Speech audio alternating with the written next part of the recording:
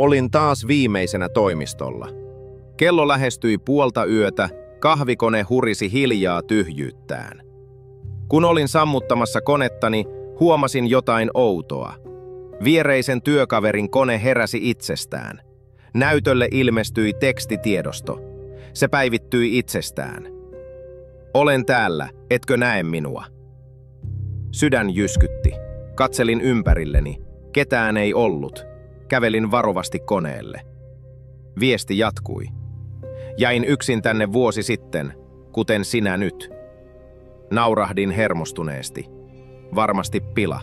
Mutta silloin huomasin, työntekijän nimi, jonka koneella viesti oli kuollut tulipalossa samassa rakennuksessa tasan vuosi sitten. Ovi napsahti kiinni takanani. Yritin avata turhaan. Takaani kuului näppäimistön naputus. Käännyin hitaasti.